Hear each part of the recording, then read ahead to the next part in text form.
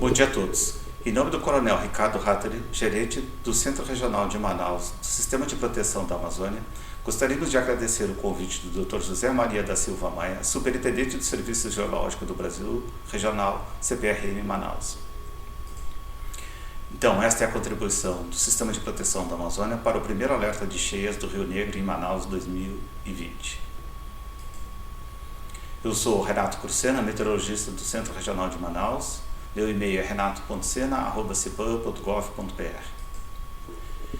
Esse é um breve sumário do que vamos apresentar a seguir. Condições oceânicas observadas em janeiro e fevereiro de 2020, o comportamento das chuvas também nesse primeiro trimestre do ano, a climatologia, o que ocorre normalmente nos meses de abril, maio e junho, e o prognóstico climático para abril, maio e junho de 2020, ou seja, como a climatologia poderá ser alterada em decorrência de alterações oceânicas e atmosféricas.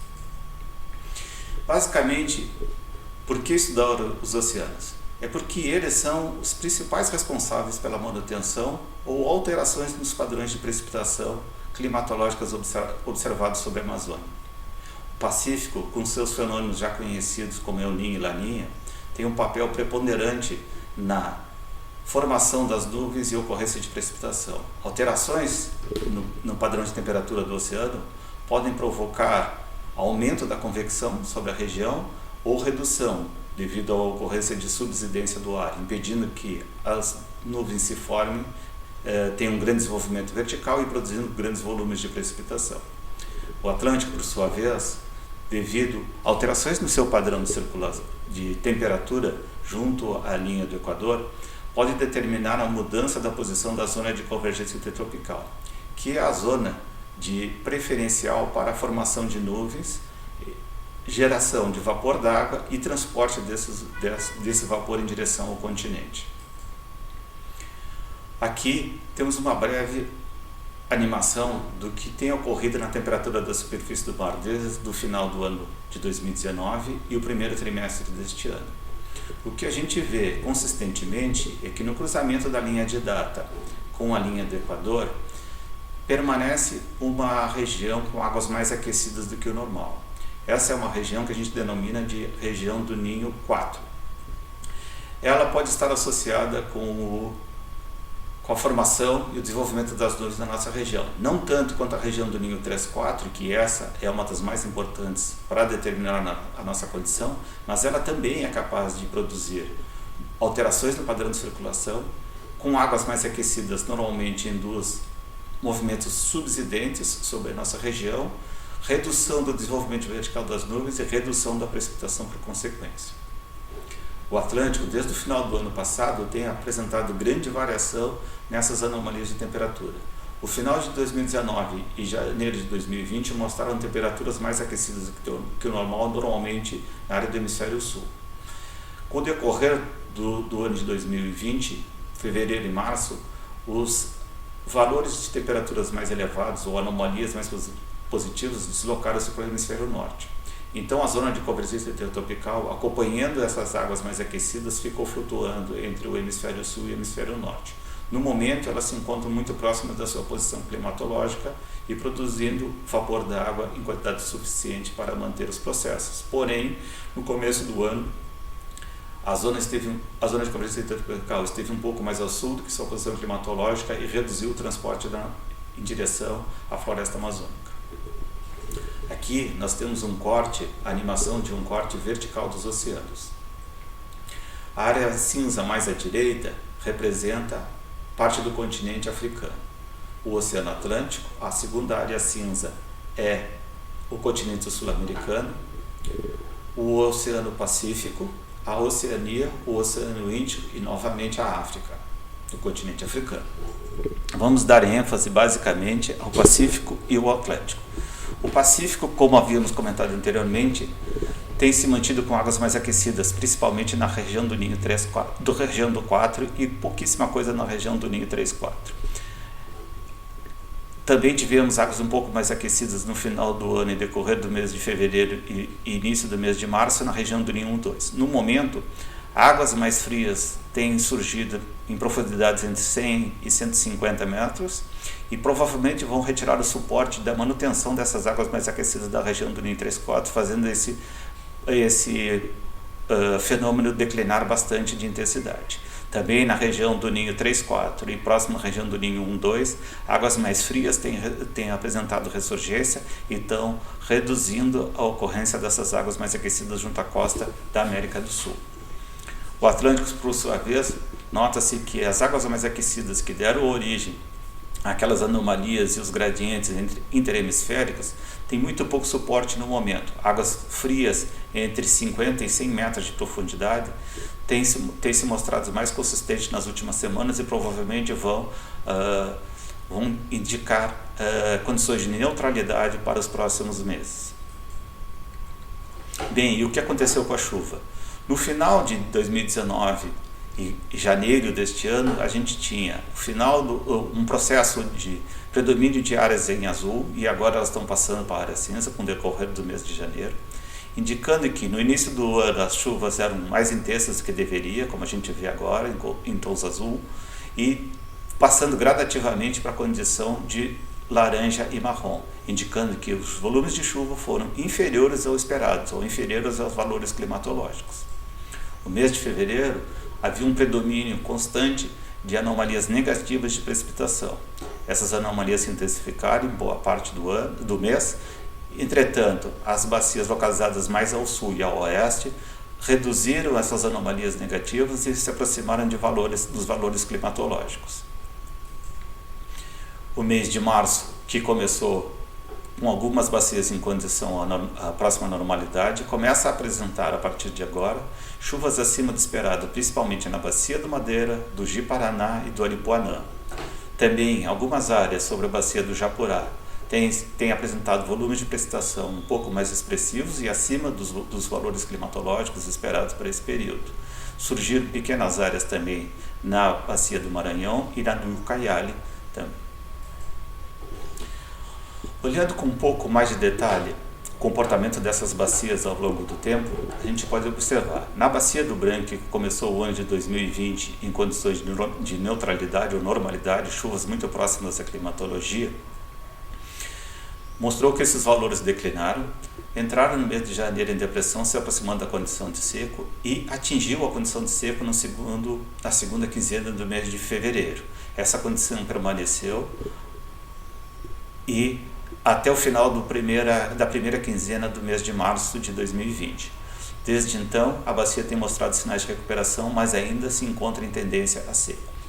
A Bacia do Negro, que apresentava volumes de precipitações mais expressivos no começo do ano, acima do esperado, inclusive, próximos à condição de chuvoso, declinou rapidamente com o decorrer do ano.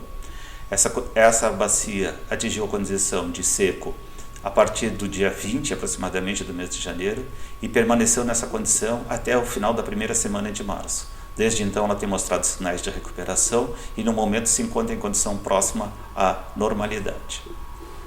Bacia do Maranhão também apresentava uma tendência a chuvoso, redução dos volumes de precipitação muito drásticas durante o mês de janeiro, chegou à condição de seco no final da primeira quinzena, início da segunda, entrou numa condição se aproximando da tendência muito seco, apresentou recuperação dos volumes de precipitação e se aproximou da condição de normalidade em meados do mês de fevereiro, porém volta a apresentar declínio dos volumes de precipitação no decorrer desse mês, chegando à condição de seco novamente por volta da primeira semana do mês de março, em qual permaneceu por 8, 10 dias e agora mostra leves sinais de recuperação, porém permanece em condição de tendência a seco. Bacia do Ucaiali com comportamento muito similar, chuvoso no começo do ano, redução drástica da precipitação, atinge a condição de seco durante a segunda quinzena do mês de janeiro, permanece nessa condição variando entre tendência a seco e condição de seco durante todo esse período, até o início de março, entra novamente na condição de seco e mostra sinais de recuperação, porém ainda se encontra em tendência de seco no momento. Bacia do Napo, chuvosa no começo do ano, comportamento similar, redução drástica dos volumes de precipitação, chega à condição de seco na segunda quinzena, retorna à condição, recupera-se e chega à condição de normalidade no meio do mês de fevereiro, volta a declinar e no momento chega ao final da primeira quinzena em condição de seco e apresenta agora tendência a muito seco.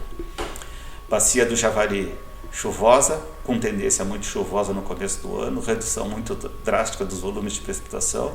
Na segunda quinzena do mês de janeiro, início do mês de fevereiro, chega a condição de seco, permanece nessa condição de seco durante boa parte do tempo, até o final da primeira quinzena do mês de março, e começa a mostrar sinais de recuperação, mas ainda encontra-se em tendência de seco.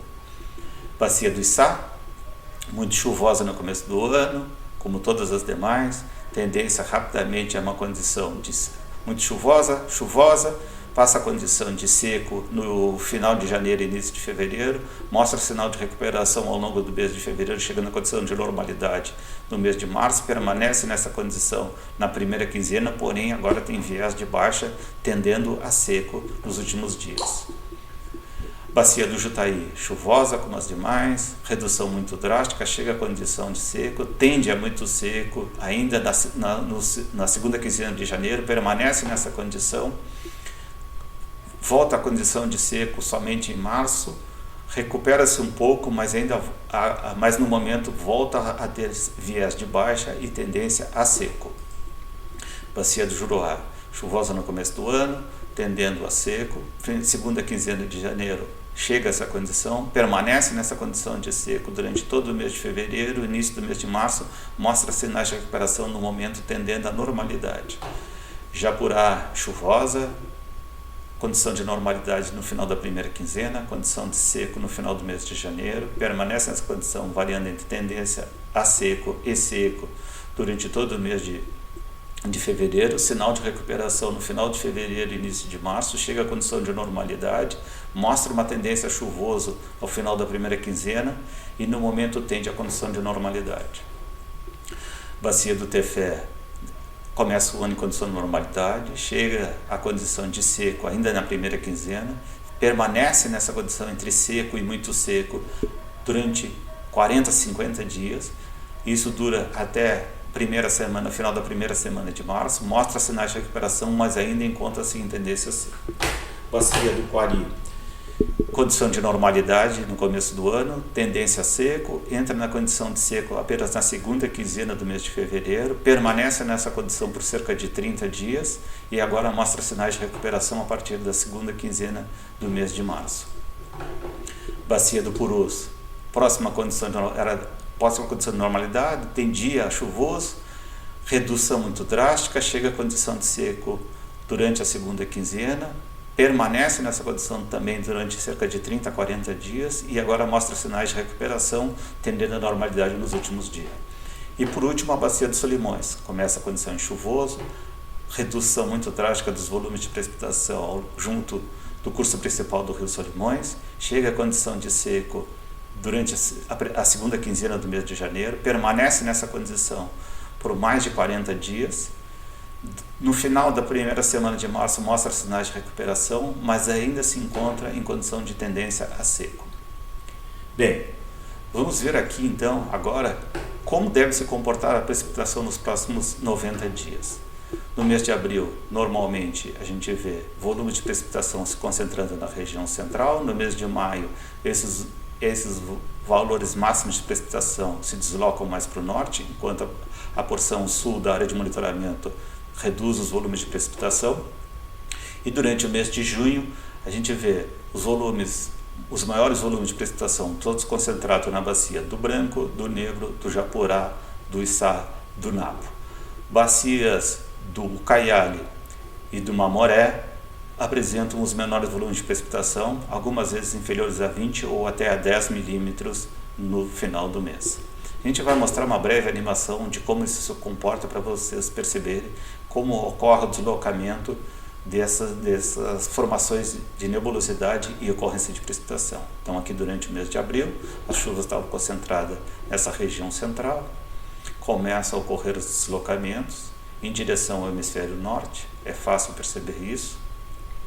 Roraima, que estava com poucos volumes de precipitação, esses volumes vão recebendo incrementos durante todo o mês de abril, maio, e deve chegar em junho com os maiores volumes. Os maiores volumes estão se concentrando nessas tons mais escuros, principalmente região do Cabeça do Cachorro, Bacia do Japurá, Bacia do Branco, Içá e Napo. Durante todo o mês de junho, esses valores vão se concentrar nessas bacias do extremo norte da região.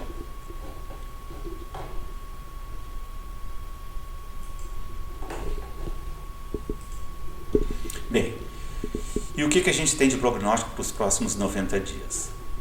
Os principais centros de climatologia do globo apresentam nenhuma probabilidade de ocorrência de fenômenos El Niño ou Laninha para a região do Pacífico. O IRI, que é um dos centros americanos, indica a probabilidade de 80% de condições de neutralidade e menos de 20% de condições de ocorrência de um fenômeno El Niño. A manutenção do aquecimento na região do Ninho 3-4, que é essa região mais próxima da América do Sul. Aqui o conjunto é a pluma dos modelos estatísticos e dinâmicos. Essa é a condição atual durante o mês de fevereiro, quando ocorreu no final do mês de fevereiro, quando ocorreram as simulações, e aqui os valores, as médias de modelos,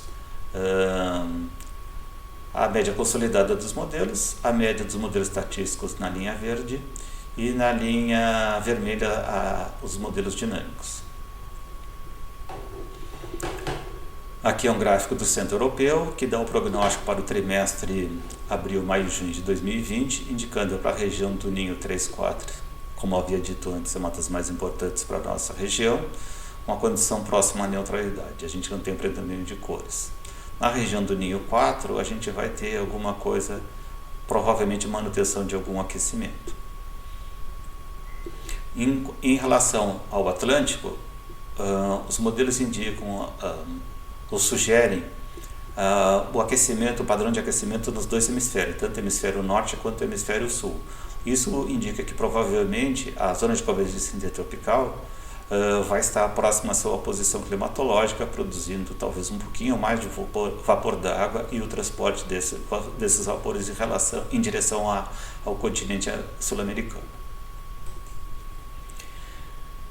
Uma forma de a gente ver isso é a saída do modelo dinâmico, que é o modelo do CFS, da NOAA dos Estados Unidos, indica basicamente talvez condições de precipitação um pouco abaixo do esperado na Bacia do Negro, áreas então de